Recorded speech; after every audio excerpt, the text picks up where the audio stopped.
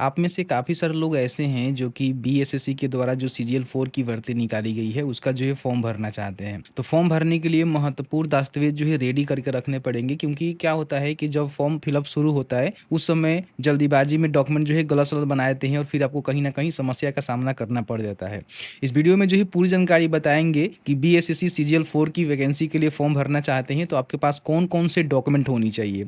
Document जो है कहाँ से बना होना चाहिए, कब का होना चाहिए, पूरी डिटेल्स में समझाएँगे। और अभी जो इसको लेकर एक नई नोटिस भी जारी किया गया है, उसके रिगार्डिंग भी हमने बात किया हुआ है। तो प्लीज़ वीडियो शुरू से अंत तक लेके ज़रूर देखेंगे, और वीडियो अच्छा लगे तो वीडियो को सोशल मीडिया पे शेयर कर देंगे, अपने फेसबुक, व्हाट्सएप पे। और अभी तक आपने इस वीडियो को लाइक नहीं किया है तो प्लीज़ लाइक कर लेंगे। अभी आप यहाँ पे देखेंगे तो नोटिस यहाँ पे जारी करके बता दिया गया है कि जो भी यहाँ पे बिहार सरकार ने रिसेंटली यहाँ पे 100 रुपये का आवेदन शुल्क का नियम लगाया हुआ है, ठीक है। इसको देखते हुए जो भी इनका आवेदन शुरू होने वाला था उसको यहाँ पे स्थगित कर दिया गया है। आप यहाँ पे देखेंगे बताया गया है कि स्नातक स्तरीय संयुक्त प्रतियोगिता परीक्षा हेतु ऑनलाइन आवेदन दिनांक 18 अगस्त से लेकर 19 सितंबर तक आमंत्रित किए जाने की सूचना आयोग के आवश्यक सूचना ज्ञापन के दिनांक द्वारा प्रकाशित की गई थी। परीक्षा शुल्क में आवश्यक संशोधन प्रस्तावित है। इस कारणवश विज्ञापन संख्या चतुर्थ स्नातक स्तरीय संयुक्त प्रतियोगिता परीक्षा हेतु ऑनलाइन आवेदन दिनांक 18 से आमंत्रित करने की प्रक्रिया को तत्काल प्रभाव से स्थगित किया जाता है। ऑनलाइन आवेदन करने के लिए अलग से नई तिथि का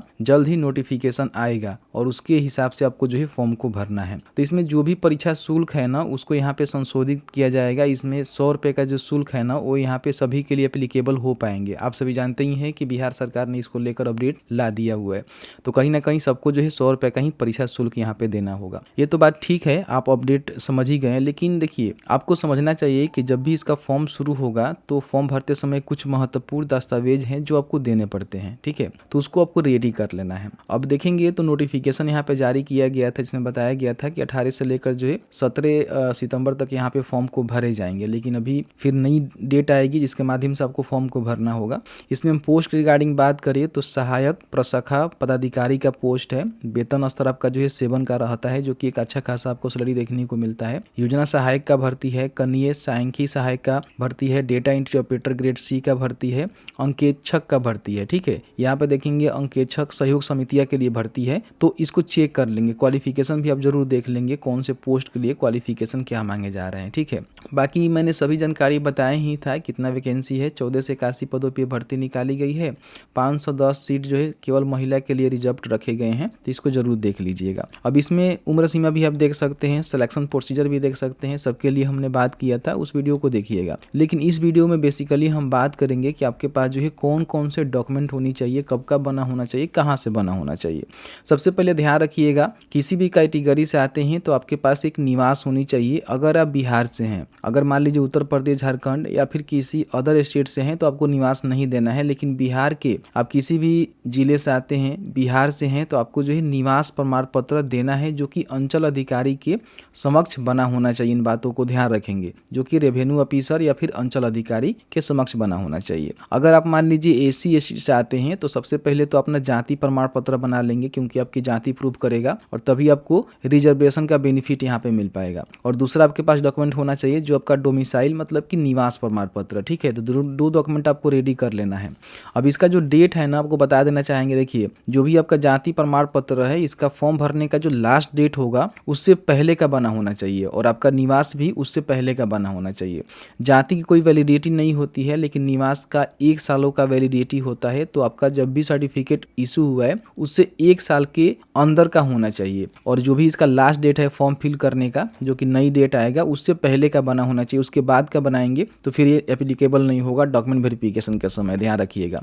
अगर कोई पिछड़ा वर्ग, अत्यंत पिछड़ा वर्ग से आता है तो उसको क्रीमी लॉ रहित प्रमाण पत्र, जो कि बिहार के अंतर्गत बना होना चाहिए, वो यहाँ पे उसको बनवा लेना है। क्योंकि देखिए, बहुत सारे लोग ऐसे हैं जो कि नहीं समझ पाते हैं, ठीक है। तो इस बात को समझिए कि अपना जो भी क्रीमी लॉ रहित प्रमाण पत्र है उसको बना लीजिएगा, जो कि 1 सालों का अंदर का होना चाहिए। और जो भी इसका लास्ट डेट है ना, उससे पहले का बना होना चाहिए। उसके बाद का बना रहेगा तो एप्लीकेबल नहीं होगा। जो अंचल अधिकारी, राजस्व अधिकारी के समक्ष बनवा लेंगे, आपको एसडीओ डीएम का बनवाना जरूरी नहीं है, केवल आप जो अंचल बनता है अंचल ही बनवा लीजिएगा। फिर यहाँ पे देखिए आपको जो है निवास भी देना पड़ेगा बीसी कंडीशन में, जो कि अंचल अधिकारी के समक्ष बना होना चाहिए। बाकी मान लीजिए कोई विवाहित महिला है, वो चाहे एससी से हैं या फिर बीसी से हैं, तो उनका जो जाति बनेगा या फिर क्रिमिनल रहित प्रमाण पत्र बनेगा उनके पिता के नाम और उनके पता से निर्गत होगा। ऐसा नहीं है कि शादीशुदा महिला है तो उनके पति के नाम से बनवा दीजिए या फिर उनके पति के एड्रेस से बनवा दीजिए, ऐसा कुछ नहीं है। उनके पिते का ही अधिकार होता है उनका जाति प्रूव करना, तो वहीं से बनेगा। ठीक है, जाति हो या फिर क्रिमिनल रहित प्रमाण पत्र हो, उनके मायके से ही बनेगा, ध्यान रखिएगा। बाकी कोई ईडब्ल्यूएस जनरल कैटेगरी में उसका बेनिफिट लेना चाहते हैं जिसमें 10% का जो रिजर्वेशन का बेनिफिट मिलता है, तो उनको भी अपना ईडब्ल्यूएस प्रमाण पत्र यहाँ पे बनवा कर देना होगा, जो कि रेवेन्यू ऑफिसर या फिर जो भी आपका अंचल अधिकारी है उसके समक्ष बना होना चाहिए, तो ये लगा देंगे। बाकी यहाँ पे देख सकते हैं, यदि उम्मीदवार प्रमाण पत्र संवीक्षा के दौरान संगत प्रमाण पत्र प्रस्तुत नहीं करेंगे तो उन्हें आरक्षित कोटि में मान्य कर दिया जाएगा। बाकी बताया गया है कि तदनुसार आयोजित प्रतियोगिता परीक्षा, प्रारंभिक परीक्षा, मुख्य परीक्षा का परीक्षा फल की समीक्षा पर आवश्यक कार्रवाई की जाएगी। तो आपको जो है जो भी रिजर्वेशन का आप मान लीजिए यहाँ पे दावा कर रहे हैं उसका सर्टिफिकेट जरूर बना के रखना है। अगर मान लीजिए आप डिसेबल हैं, विकलांग व्यक्ति हैं, तो ध्यान रखिएगा सिविल सर्जन सीएमओ द्वारा जो है निर्गत प्रमाण पत्र आपको देना होगा। इन बातों को ध्यान रखिएगा। और वो जो है नवीकरण भी होना चाहिए, ऐसा नहीं है कि वो मतलब उसका रिन्यूअल आपने नहीं करवाया हुआ है, वो एक्सपायर हो गया है तो फिर वो कोई फायदा नहीं होगा। इन बातों को ध्यान रखेंगे, ठीक है। बाकी मान लीजिए श्रुति लेखक का आपको बेनिफिट लेना है, तो उसके स्थिति में बताया गया है कि जो भी अनुसूची 1 में जानकारी दिया गया है उसके द्वारा निर्गत प्रमाण पत्र आपको देना पड़ेगा अगर आप श्रुति लेखक वाले कैंडिडेट हैं विकलांग में, ठीक है।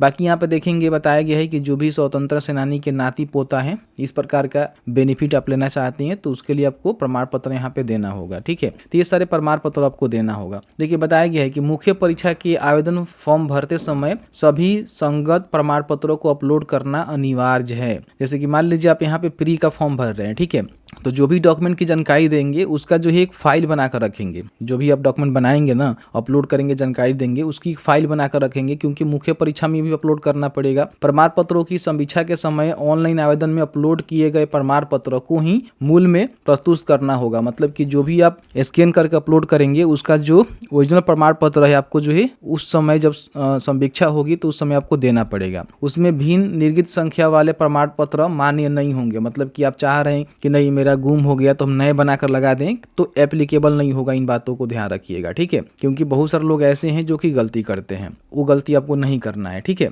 यहाँ पे देखेंगे बताया गया है कि बाकी और नीचे आएंगे तो बताया गया है कौन कौन से डॉक्यूमेंट आपको रेडी कर लेने हैं। तो मैट्रिक का अंक पत्र और आपका जो मूल प्रमाण पत्र है दोनों आपके पास होनी चाहिए, आपके पास होगा ही। स्नातक से संबंधित अंक पत्र और मूल प्रमाण पत्र आपको देना है, और इसमें इंटर का भी आपको सर्टिफिकेट लगेगा। मैट्रिक के बाद इंटर, उसके बाद स्नातक आपने किया हुआ है उसका देंगे। अगर आप पीजीडीसीए अथवा बीसीए बीएससी आईटी से संबंधित अंक पत्र आप उस प्रकार के फॉर्म भर रहे हैं तो ये आपके पास प्रमाण पत्र अंक पत्र दोनों होना चाहिए। अस्थायी निवास आवासीय प्रमाण पत्र, मतलब यही एक ही डॉक्यूमेंट आपका होता है निवास। जाति प्रमाण पत्र, क्रिमिनल रहित प्रमाण पत्र, आर्थिक से कमजोर प्रमाण पत्र में से कोई जो आपका एप्लीकेबल होगा वो देना होगा। स्वतंत्र सेनानी के पोता पोती हैं तो ये डॉक्यूमेंट, और दिव्यांगता संबंधित प्रमाण पत्र, ये सारे डॉक्यूमेंट आपको देकर जो है फॉर्म को भरना होगा। तो जो भी अपना मान लीजिए जो आपका जाति है, ठीक है, और आपका निवास है या फिर क्रिमिनल रहित प्रमाण पत्र है, ध्यान रखिएगा वो जो है सही से बनवा लीजिए। क्योंकि क्या होता है ना कि आप लोग नहीं बनवाते हैं और आगे चल के कहीं ना कहीं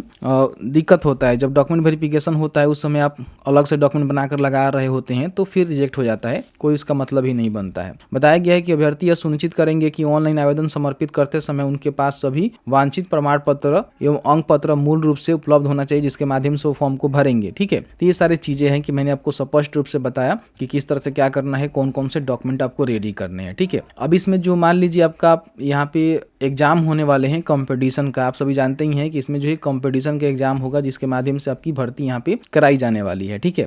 तो इसकी बेहतरीन तैयारी के लिए हम आपको परीक्षा मार्ग के द्वारा जो यहाँ पे बीएसएससी सीजीएल 4 की यहाँ पे देखेंगे प्रारंभिक परीक्षा के लिए ई बुक पीडीएफ तैयार किया गया है। इसको हम सजेस्ट करेंगे कि आप लोग जो है इसको जरूर खरीद लीजिए। इसमें क्या है ना कि general knowledge, science, Hindi for mains exam, Bihar special, previous year questions, current affair आपको देखने को मिलेगा। 56 से जो है प्रश्न आपको उत्तर के साथ यहाँ पे देखने को मिलेगा। बाकी नए पैटर्न पे आपको आधारित रहेगा। ध्यान ध्यान रखिएगा, जो है पीडीएफ नोट्स है, किसी प्रकार की बुक नहीं है, कोर्स नहीं है, पीडीएफ नोट्स है। आपको पीडीएफ फॉर्म में देखने को मिलेगा, जिसको आप बड़ी आसानी से यहाँ पे पढ़ सकते हैं, समझ सकते हैं। इसका जो मूल्य है मात्र 99 रुपया है। बड़ी आसानी से 99 रुपया में आप इसको परचेज कर सकते हैं। लिंक हमने दिया हुआ है, क्लिक करेंगे, यहाँ पे बाई नाउ के बटन पे क्लिक करेंगे और अपना जो भी डिटेल्स है, जैसे कि मान लीजिए आपका first name, last name, phone number, email ID, यहाँ पे एक पासवर्ड क्रिएट करके यहाँ से पेमेंट करके इसको खरीद सकते हैं, जो कि आपको पीडीएफ में देखने को मिलेगा। ध्यान रखिएगा, किसी प्रकार की कोई समस्या हो रहा है बाई करने में, या फिर बाई करने के बाद पीडीएफ आपको नहीं मिल रहा है, तो यहाँ पे जो नंबर है ना, इनसे संपर्क करके सहायता ले सकते हैं। तो अच्छा है, अगर आप मान लीजिए बीएसएससी सीजीएल 4 की तैयारी करना चाहते हैं, तो कहीं ना कहीं पीडीएफ आपके लिए बहुत ही अच्छा होने वाला है, जिसमें आपको 5600 से अधिक प्रश्नोत्तर यहाँ पे देखने को मिल जाएगा। तो मैंने जो है पूरी जानकारी बताया कि अभी बीएसएससी सीजीएल 4 की वैकेंसी की फॉर्म भरना चाहते हैं, तो आपके पास जो है कौन कौन से डॉक्यूमेंट होनी चाहिए, जिसके माध्यम से कहीं ना कहीं जैसे ही इसका फॉर्म स्टार्ट होगा तो आप जो है फॉर्म को भर पाएंगे। उम्मीद है कि मैंने जो है पूरी जानकारी बताया हुआ है। फिर भी आपके मन में किसी प्रकार की कोई भी सवाल होगा इस वीडियो से रिलेटेड, हमें जरूर बताइएगा। जहां तक हमारी नॉलेज होगी हम आपके साथ साझा करने की पूरी कोशिश करेंगे। तो बस आज की इस वीडियो में इतना ही। वीडियो थोड़ा सा भी अच्छा लगा है तो वीडियो को लाइक कर दीजिएगा, सोशल मीडिया पर शेयर कर दीजिएगा। चलिए मिलते हैं एक नई वीडियो में एक नए टॉपिक के साथ। अब तक के लिए वीडियो देखने के लिए आप सभी का बहुत बहुत धन्यवाद।